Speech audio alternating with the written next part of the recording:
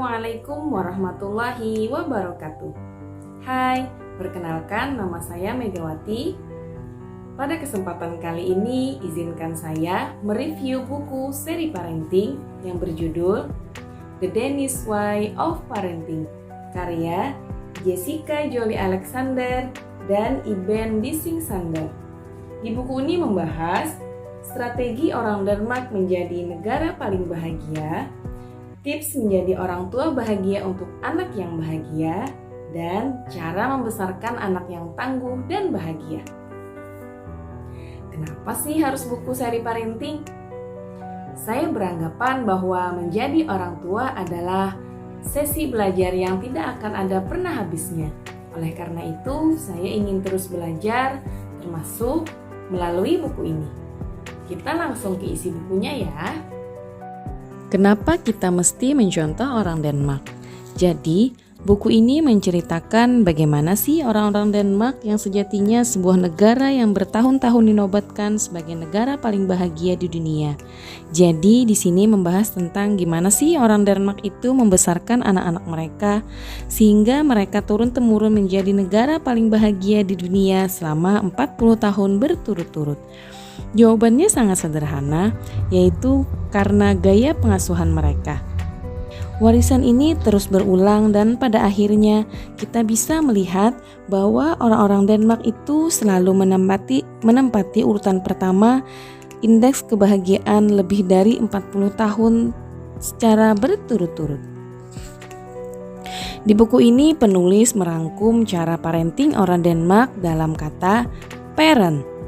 P untuk play, A untuk authenticity, R untuk reframing, E untuk empathy, N untuk no ultimatum, dan yang terakhir T untuk togetherness. Prinsip yang pertama, play, bermain.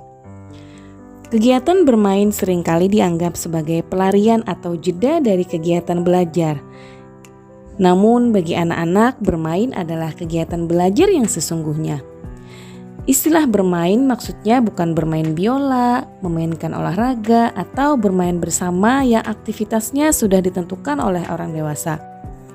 Misalnya saja, anak memanjat pohon atau melompat dari tempat tinggi.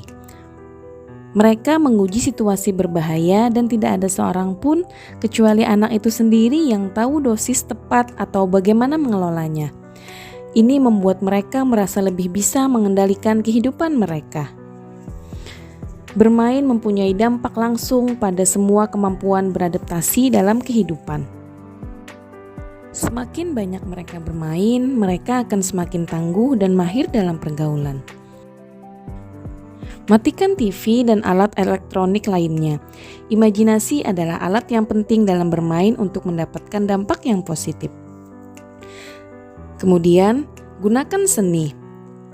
Otak anak-anak berkembang ketika mereka menggunakan seni. Oleh karena itu, jangan tunjukkan bagaimana cara melakukannya. Sediakan saja bahan-bahan untuk karya seni dan biarkan mereka berkreasi secara spontan. Kemudian, biarkan mereka menjelajah luar. Ajaklah mereka keluar sebanyak mungkin untuk bermain di alam, hutan, taman, ataupun pantai, dimanapun. Cobalah untuk menemukan area aman yang Anda tidak takut untuk membiarkan mereka bebas dan menjelajah lingkungan. Prinsip yang kedua, autentisitas, keaslian atau kejujuran.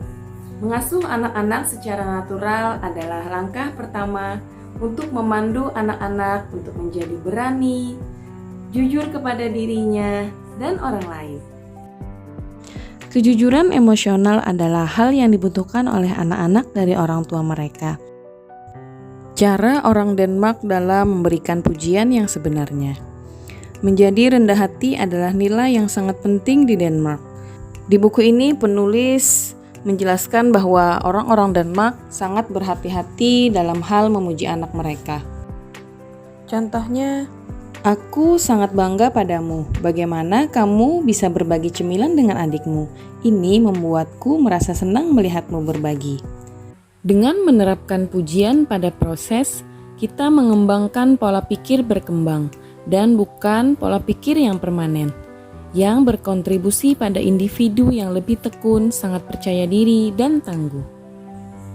Prinsip yang ketiga, reframing. Artinya di sini adalah memaknai ulang. Di buku ini penulis menjelaskan bahwa memandang sesuatu dari sisi yang lebih positif, tidak hanya fokus pada tanggapan atau informasi negatifnya saja. Tapi kita belajar memaknai ulang informasi yang ada, sehingga diharapkan kita sebagai orang tua dapat membantu anak untuk menganalisa situasi dan mengambil kesimpulan yang positif. Kemampuan seseorang untuk memaknai ulang situasi negatif adalah ciri utama dari menjadi tangguh. Coba saja tanyakan kepada seseorang dari Denmark bagaimana pendapat mereka tentang cuaca yang dingin sekali dan hujan deras. Lalu mereka akan menjawab dengan lucu. Wah, untungnya saya sedang bekerja. Untung saya tidak sedang liburan. Saya menunggu-nunggu sekali untuk bisa masuk ke dalam rumah dan berkumpul dengan keluarga. Tidak ada cuaca yang buruk, yang ada hanya pilihan pakaian yang buruk. Cobalah untuk membuat orang Denmark fokus pada sesuatu yang sangat negatif dalam topik apapun, dan Anda akan takjub bagaimana mereka bisa menemukan cara pandang yang lebih positif dalam sebuah perbincangan. Prinsip yang keempat, empati. Empati adalah kemampuan seseorang untuk memposisikan diri kita sebagai orang lain dan mencoba merasakan apa yang mereka rasakan. Jadi orang Denmark percaya bahwa bila kita peduli dengan kebahagiaan orang lain, kita juga akan merasa lebih bahagia. Lalu, bagaimana cara mengajarkan empati kepada anak?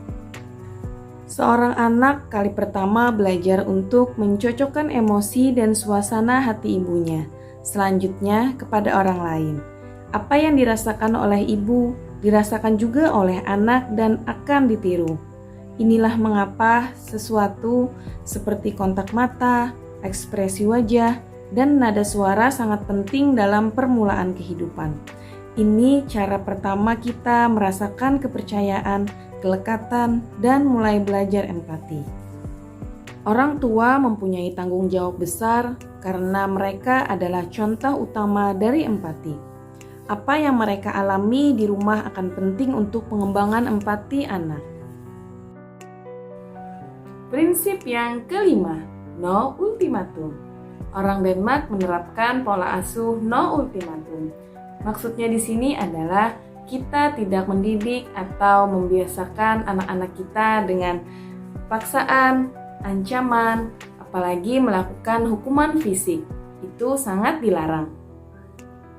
Tindakan-tindakan tadi memang dianggap berhasil dalam jangka pendek, supaya anak-anak menurut, karena mungkin anak-anak memilih menurut karena takut, tapi sangat tidak efektif untuk jangka panjang ataupun masa depannya. Banyak orang tua berteriak atau menggunakan hukuman fisik sebagai bentuk dari pendisiplinan. Kita kehilangan kendali, sementara kita berharap anak kita tidak melakukannya. Dalam gaya pengasuhan yang otoriter, kepercayaan dan kedekatan dengan anak-anak digantikan dengan ketakutan. Ini berhasil dalam jangka pendek, tapi bisa mempunyai konsekuensi dalam jangka panjang. Orang-orang Denmark, gaya pengasuhan yang lebih demokratis menumbuhkan kepercayaan dan ketangguhan pada anak-anak.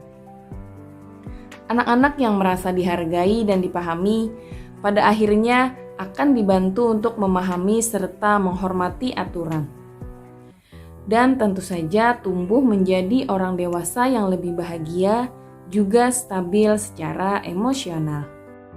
Orang Denmark melihat anak-anak itu pada hakikatnya baik. Prinsip yang terakhir, togetherness, artinya kebersamaan.